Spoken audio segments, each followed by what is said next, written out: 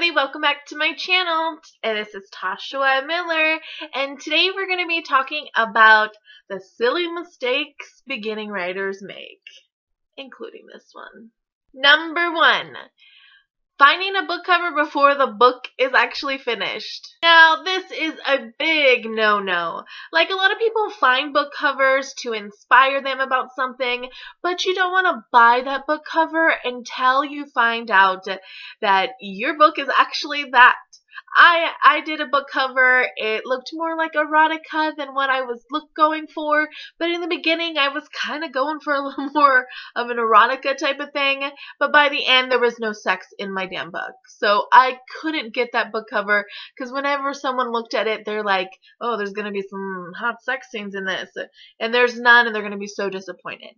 So make sure when you buy your book cover that you do not buy it before your book is finished. Number 2, when you do buy your book cover, you don't have to have it special designed. You can actually get your book cover online. So there are a lot of places that you can go that have already made book covers, and sometimes you find it and you're like, that is it.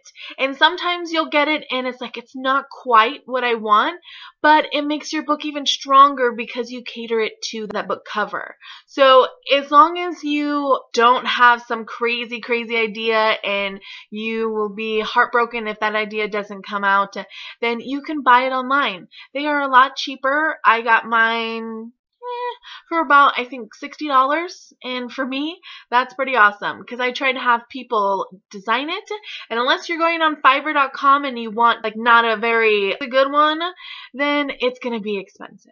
I was quoted, I think, like 500 something, and my heart just went I can't do that. I am a broke mofo, so I can't be spending that type of money. Which goes on to number 3. You gotta have money to be an author. Yeah. Unless you don't want to do getting an editor or buying a book cover, all this kind of wonderful craziness, you're going to need some money. There are people that do it completely free. They design their own book cover, they do their own pictures, and they put it on a book cover. You can even use Microsoft Word, which is free to some people. So there's ways to do it free. But if you have your heart set on something with great quality and you're a fantasy writer, you're going to have to spend a little bit of money. Which goes into my number 4. Editors are hard to find. Nobody told me this. And they are expensive. And nobody told me this. I actually was really lucky. I found my girl that she's amazing. And she's not extremely expensive. I think for the Smokiest Grave, after at least 2 times editing, like sending her my manuscript 2 times, I spent like 400 and something. So almost 500, but most of the time they cost 500 and boop, up. So editors are so expensive. Now, number 5, you guys are probably going to judge me so much, but I'm going to tell you because maybe there's someone out there that is kind of stupid like me. Sending your manuscript in chunks to your editor doesn't work. It doesn't work. It might make things a little cheaper, but it doesn't work.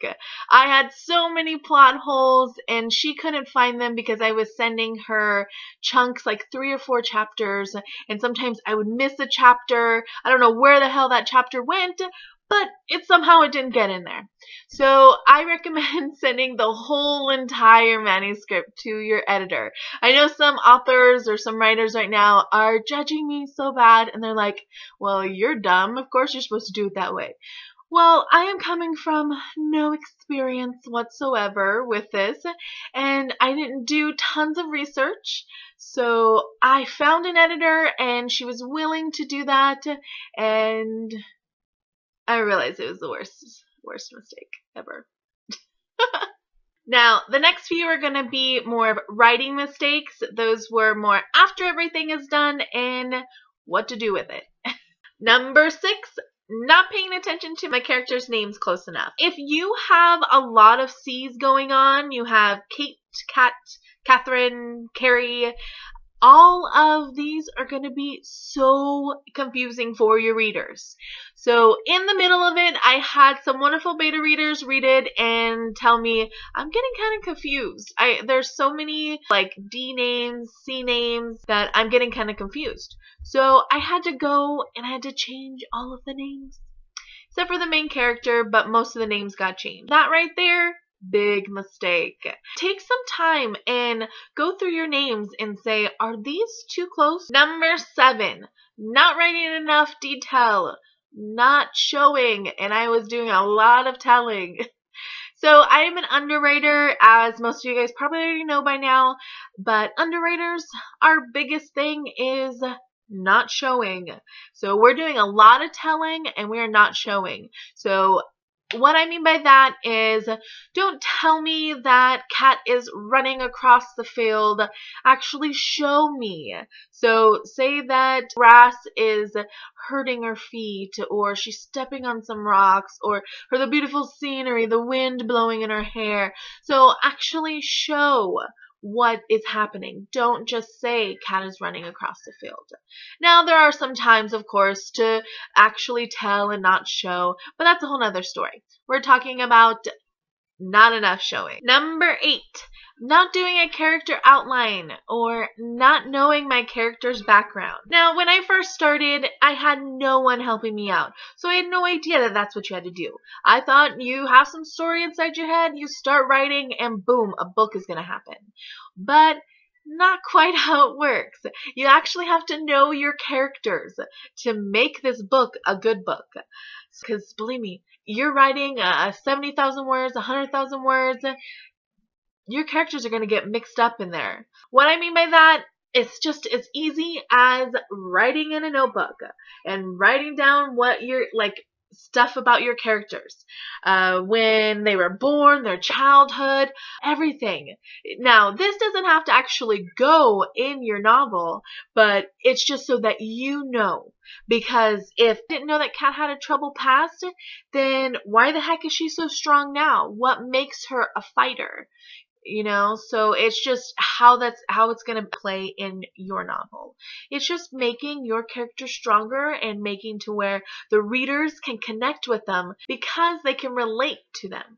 Number 9, using ly ending words way too much. The problem with ly words, if no one's ever told you, is that they're not very descriptive.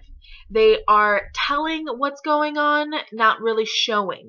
So remember, as writers, we want to show this wonderful world that we are building. But if we use a lot of ly words, then we're not showing, we're telling.